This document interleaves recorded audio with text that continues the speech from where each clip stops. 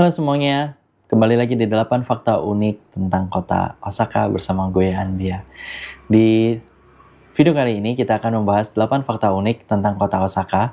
Tapi sebelum kita masuk ke nomor 1, kita kulik sedikit kenapa sejarah kota Osaka. Nah, kota Osaka dahulu bernama kota Naniwa, yaitu pada abad ke-4 dan abad ke-5. Dan sempat menjadi tempat pemerintahan bagi Jepang karena kota Osaka letaknya sangat strategis dan dekat dengan pelabuhan sehingga banyak perdagangan terjadi di kota Osaka. Lanjut aja, kita langsung masuk ke nomor 1.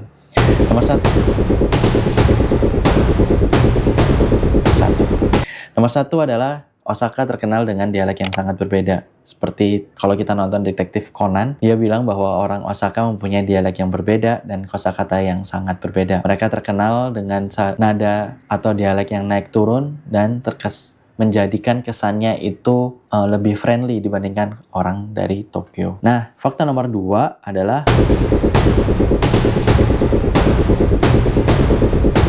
kota Osaka ini disebut juga Nation Kitchen karena pada era Edo, jadi dari dahulu sih, itu kota Osaka itu jadi pusat logistik karena kan perdagangan terjadi di situ, sehingga terjadi pusat logistik makanan bagi masyarakat Jepang. Dan kota Osaka juga terkenal dengan cita rasa makanan street foodnya yang sangat-sangat juara menurut orang-orang, yaitu takoyaki dan okonomiyaki. Untuk yang nomor 3,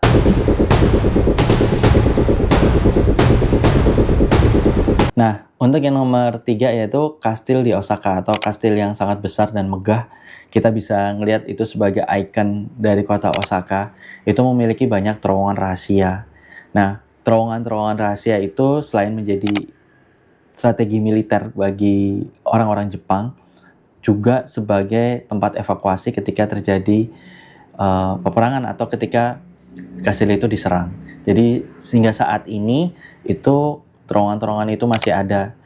Dan juga kastil itu sempat hancur dan bukan hancur ya, rusak lah, tapi dibangun ulang. Masuk ke nomor 4.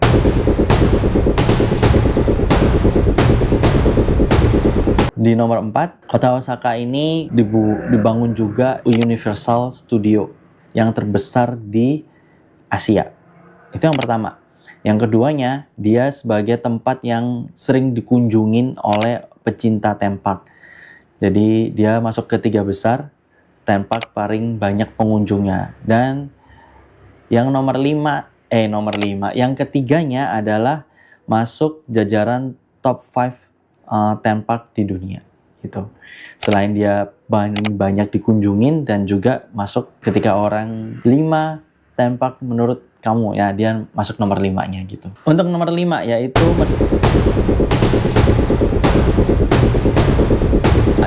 Menara Sutenkaku dan juga patung Shibileken. Nah, Menara Sutenkaku ini pada 1912 ini dibangun bersamaan dengan kayaknya hampir sama-sama kayak Titanic ya, tahun 1900-an. Titanic itu 1912 atau 1911 ya, karena ketika 1912 gue ingatnya wah Titanic nih gitu.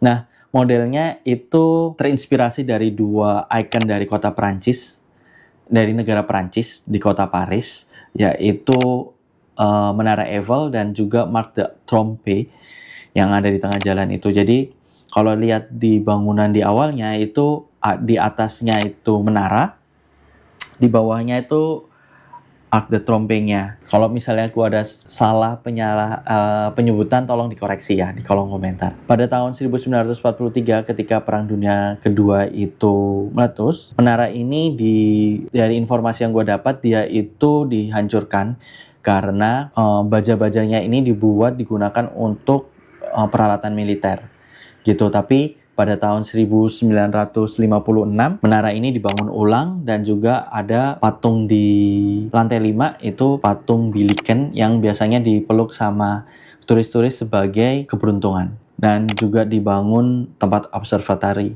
gitu. Yang keenam adalah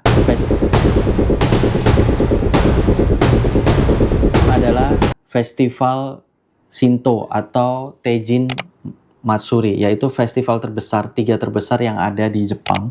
Ya, ini festival air dan api. Nah, festival ini melibatkan banyak perahu yang berlampion atau berlampu, sekitar 100 perahu yang melewati Sungai Okawa. Jadi melewati Sungai Okawa. Nah, festival ini ditutup dengan gemerlap kembang api atau fireworks. Yang nomor 7 adalah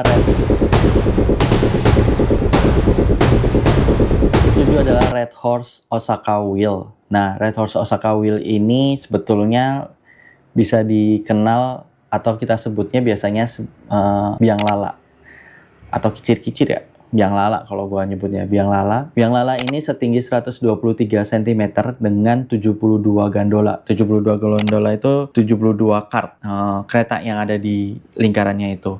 Nah, yang menarik dari biang lala atau wheels ini yaitu dia di setiap kart di wheels-nya ini, di kart-kartnya ini dibuat transparan sehingga kita bisa memandang pemandangan jadi kayak 360 derajat gitu atas bawah. Bahkan lantainya aja transparan. Jadi kita bisa ngelihat ke bawah juga. Jadi kalau buat orang yang takut ketinggian mendingan jangan deh.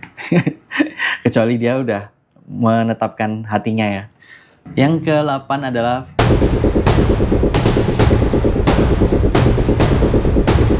kawasan Shinsaibashi dan Amerikamura. Nah, kawasan ini adalah kawasan turis yang banyak didatangi oleh pengunjung karena kalau di Shinsaibashi itu ada papan reklame Glico dan juga sebagai tempat pusat street food yang ada di Osaka. Jadi kalau kita ke sana pasti banyak turis, banyak makanan-makanan yang ada di situ juga, dan yang terkenal di sana adalah fashion orang-orang Osaka, anak-anak muda Osaka hangoutnya ya di sana gitu. Serta Amerikamura itu di sana juga terdapat replika patung Liberty begitu. Nah, itu 8 fakta unik tentang Osaka yang gue dapat dan bisa gue share kepada kalian. Untuk kira-kira ada 8 fakta unik apa lagi yang pengen kalian atau teman-teman pengen gue ulas atau cari tahu, tulis di kolom komentar. Jangan lupa subscribe channel ini, like kalau suka dengan video ini, share ke teman-teman kalian, dan jangan lupa subscribe. Sampai ketemu di 8 fakta unik berikutnya. Bye-bye.